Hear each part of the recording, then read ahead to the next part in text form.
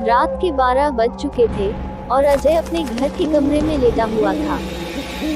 बाहर घना अंधेरा फैला हुआ था और दूर दूर तक सन्नाटा पसरा हुआ था। उसने सोचा कि आज दिन भर के काम से थक कर जल्दी सो जाएगा, लेकिन उसकी किस्मत में शायद चैन की नींद नहीं लिखी थी। कमरे की खिड़की से हल्की हल्की ठंडी हवा आ रही थी, जो उस रात को और डरावना बना रही थी।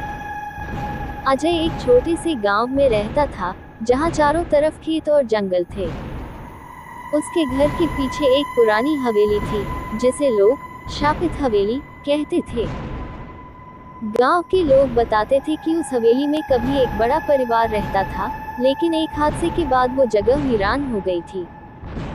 अब वहां कोई नहीं जाता था और कहा जाता था कि रात के समय वहां से अजीब अजीब आवाजें आती हैं। अजय को बचपन से ही भूत प्रेत जैसी कहानियों में विश्वास नहीं था, लेकिन हवेली के बारे में उसने भी कई डरावनी कहानियां सुन रखी थी। उसने उन कहानियों को बस मनगढ़ंत बातें समझकर नजरअंदाज कर दिया था। लेकिन आज रात कुछ अलग था। उसे अपने घर के पास किसी के चलने की आहट सुनाई दी। पहले तो उसने ध्यान नहीं दिया, सोचा कि शायद कोई जानवर होगा। लेकिन जब आहट लगातार बढ़ने लगी, तो उसे कुछ अजीब सा महसूस हुआ। उसने उठकर खिड़की से बाहर झांकने की कोशिश की, लेकिन घने अंधेरे के सिवा कुछ नजर नहीं आया। कुछ देर बाद आहट अचानक से बंद हो गई। अजय ने सोचा कि अब सब ठीक है और वापस बिस्तर पर लेट गया। लेकिन तभी अचानक कमरे का दरवाजा खुद ब खुद चरमराकर खुल गया। अजय का दिल जोर जोर से धड़कने लगा। उसने उठकर दरवाजा बंद किया और वापस बिस्तर पर आकर लेट गया, लेकिन अब उसे नींद नहीं आ रही थी। कुछ ही मिनटों बाद उसे फिर से वही आहट सुनाई दी, और इस बार वो उसके घर के और पास आ गई थी। उसकी हिम्मत जवाब दे रही थी, लेकिन उसने सोचा कि वह किसी भ्रम में है। लेकिन आहट लगातार बढ़ रही थी, जैसे कोई उसके घर की तरफ बढ़ रहा हो। अजय का दिमाग अब तेजी से काम कर रहा था।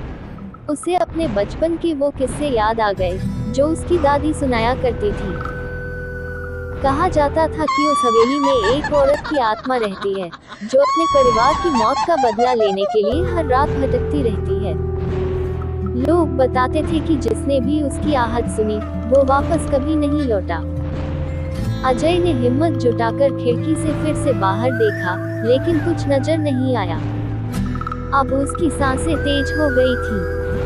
उसने सोचा कि ये सब उसकी कल्पना है, लेकिन तभी उसे किसी के कदमों की आवाज सुनाई दी। ये आवाज उसकी सीढ़ियों से आ रही थी।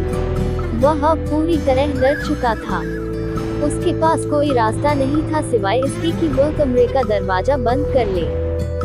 उसने फटाफट दरवाजा बंद किया और उसके सामने एक कुर्सी रख दी ताकि कोई अंदर न आ सके। लेकिन आहट और भी नजदीक आती जा रही थी। अचानक से कमरे की बत्तियां झपकने लगी और पूरे घर में एक ठंडक सी फैल गई। अजय को लगा कि कोई अदृश्य शक्ति उसके घर में घुस आई है।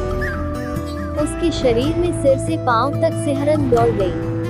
उसने अपनी बंद आंखों के साथ प्रार्थना करना शुरू किया, लेकिन तभी दरवाजे पर जोर जोर से दस्तक होने लगी। दस्तक इतनी तेज थी कि ऐसा लग रहा था जैसे कोई दरवाजा तोड़कर अंदर आ जाएगा। अजय के पसीने छूटने लगे थे।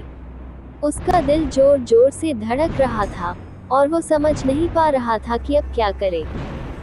दरवाजे के बाहर खड़ा कोई भी इंसान नहीं हो सकता था, क्योंकि आवाजें असाधारण थीं। अचानक दरवाजे की दस्तक बंद हो गई। पूरे कमरे में एक भयानक सन्नाटा छा गया। कुछ क्षणों के लिए ऐसा लगा मानो समय ठहर गया हो। फिर कमरे में एक धीमी सी हंसी गूंजने लगी। अजय ने ये हंसी कभी पहले नहीं सुनी थी। ये इंसानी नहीं थी। हिम्मत करके उसने दरवाजे के पास जाकर सुना। बाहर कोई नहीं था, लेकिन जब उसने दरवाजा खोला तो उसे अपने सामने एक धुंधली आकृति नजर आई। ये एक औरत की छवि थी, जिसके लंबे बाल बिखरे हुए थे और उसकी आंखें जलती हुई अंगारों जैसी लाल थीं। उसकी एक झलक से ही अजय का खून जम गया। वह जड़वत होकर खड़ा रह गया, मानो उसके शरीर ने हरकत करना बंद कर दिया हो। वो औरत बिना कुछ कहे उसकी ओर बढ़ी। अजय के शरीर से जैसे सारी ऊर्जा खत्म हो चुकी थी। उसे ऐसा लग रहा था मानो वो औरत उसकी आत्मा को चूस रही हो।